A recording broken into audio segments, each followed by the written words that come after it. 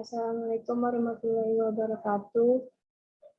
Perkenalkan, nama saya Zalina Hazifa, NPM 21-100-7012-0044 dari Prodi Kesehatan Masyarakat. Baiklah, di sini saya akan menjelaskan tentang tugas etika dan hukum kesehatan, yaitu mengenai perkembangan profesi kesehatan masyarakat. Sebelumnya, izin share screen.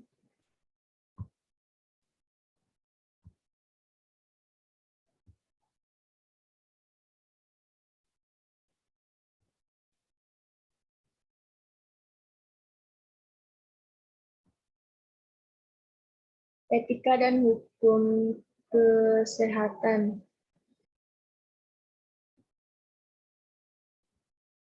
Yaitu mengenai perkembangan profesi kesehatan masyarakat. Adapun beberapa subbahasan yang akan kita bahas, yaitu yang pertama, mengemukakan, menjelaskan, dan memberikan contoh tahapan perkembangan standar profesi kesehatan masyarakat di Indonesia.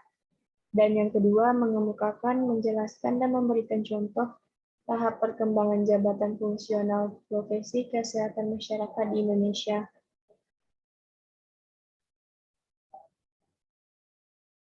Baiklah, kita masuk ke pembahasan yang pertama, yaitu contoh tahapan perkembangan standar profesi kesehatan masyarakat di Indonesia.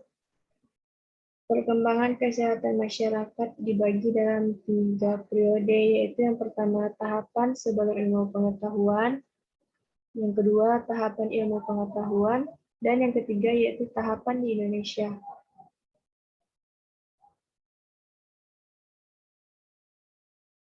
Yang pertama, periode tahapan sebelum ilmu pengetahuan.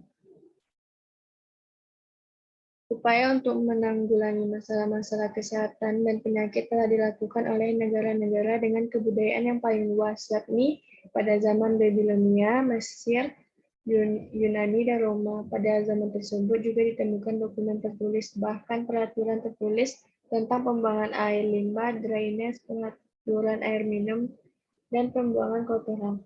Pada zaman Romawi kuno telah dikeluarkan peraturan yakni yang mengharuskan masyarakat mencatat tentang pembangunan rumah, binatang yang berbahaya, bahkan ada keharusan pemerintah kerajaan untuk melakukan supervisi atau peninjauan kepada tempat minum masyarakat, warung makan, dan tempat-tempat prostitusi.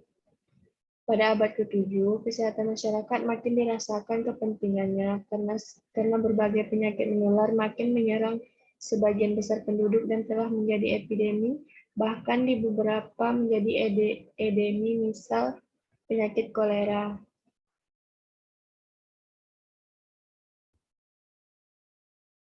Yang selanjutnya yaitu tahapan ilmu pengetahuan. Bangkitnya ilmu pengetahuan akhir abad ke-18 dan awal abad ke-19 mempunyai dampak yang luas terhadap aspek kehidupan manusia, termasuk kesehatan. Kalau pada abad-abad sebelumnya, masalah kesehatan khususnya penyakit hanya dilihat sebagai fenomena biologis dan pendekatan yang dilakukan secara biologis dan sempit, maka mulai abad ke-19, masalah kesehatan adalah masalah yang kompleks. Pada abad ini mulai ditemukan berbagai penyakit dan vaksin sebagai pencegah penyakit. Pada tahun 1832 dilakukan penyelidikan dan upaya kesehatan masyarakat oleh Edwin Chadwick dan kawan-kawan. Pada saat itu masyarakat Inggris terserang penyakit epidemi wabah kolera. Laporan hasil penyelidikannya adalah masyarakat hidup di kondisi sanitasi yang jelek, sumber penduduk berdekatan dengan air kotor, dan pembangunan kotoran manusia. Baiklah, yang ketiga yaitu tahapan di Indonesia. Sejarah perkembangan masyarakat di Indonesia dimulai sejak pemerintahan Belanda pada abad ke-16. Kesehatan masyarakat di Indonesia pada waktu itu dimulai dengan adanya upaya pemberantasan cacar dan kolera yang sangat ditakuti oleh masyarakat pada waktu itu.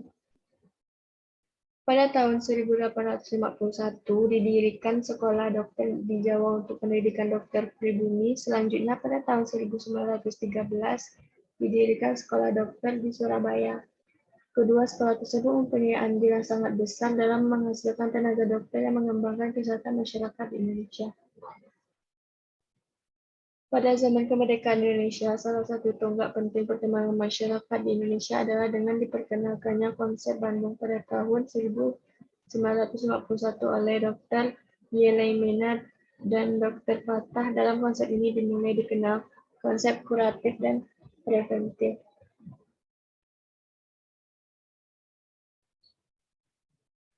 Baiklah, materi yang kedua yaitu contoh tahap perkembangan jabatan fungsional profesi kesehatan masyarakat di Indonesia. Kementerian Kesehatan melalui Badan PPSDM Kesehatan khususnya Pusat Peningkatan Mutu SDMK telah melaksanakan kegiatan manajemen dan interaksi data pejabat fungsional kesehatan. Pangkalan data pejabat fungsional kesehatan di Indonesia telah dibangun mulai pada tahun anggaran 2016 dengan menggunakan sumber data dari sistem aplikasi pelayanan kepegawaian milik PKN. Data yang diperoleh adalah seluruh pejabat fungsional yang dibina oleh Kementerian Kesehatan berdasarkan jenis, jenjang, wilayah, dan instansi menggunakan sistem damping atau periode.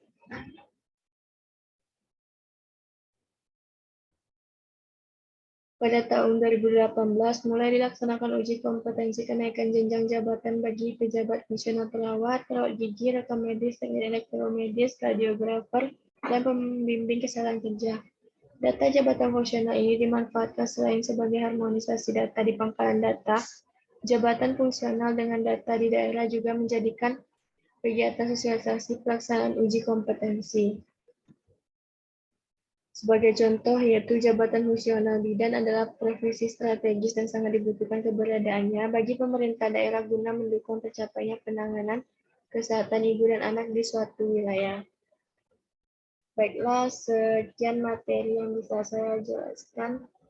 Kalau ada salah dan kurangnya saya mohon maaf. Assalamualaikum warahmatullahi wabarakatuh.